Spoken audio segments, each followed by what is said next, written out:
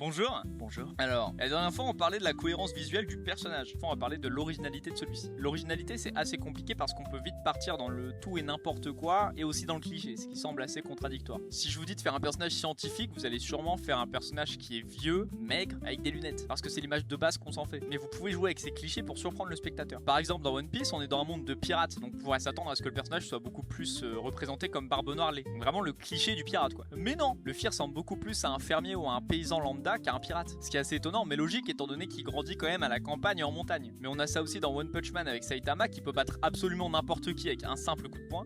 On s'attend donc à avoir un mec quand même très stylé, très fort, surpuissant quoi. Et au final on tombe sur un simplet, mais pourtant dans le principe ça fonctionne. Parce que Saitama c'est quoi? C'est un mec lambda qui veut jouer au héros. Donc son Kara ça respecte totalement ça. Mais dans le concept du mec le plus puissant, on s'attend pas à ce que ce soit lui le plus fort du verse. On peut aussi totalement décaler le personnage avec son univers en lui donnant une direction artistique différente de celui-ci. Dans Bunny Pun Pun qui est un manga sur la dépression, très sérieux, semi-réaliste dans le dessin, le personnage principal de Pun Pun lui est dessiné comme celui d'un conte pour enfants. Parce qu'Asano, l'auteur, choisit de le représenter plutôt par son côté symbolique. Ce qui est donc pas incohérent au sein de l'œuvre, mais qui rajoute un côté bien plus original avec le ton global. On garde donc la cohérence visuelle et on ajoute une touche d'inattendu pour le spectateur. Vous avez pas besoin d'en faire des caisses pour rendre un personnage original. En fait, un simple élément suffit. Gardez en tête cohérence et originalité. Tout se joue dans la subtilité. Voilà, j'espère que je suis clair dans ce que je vous dis.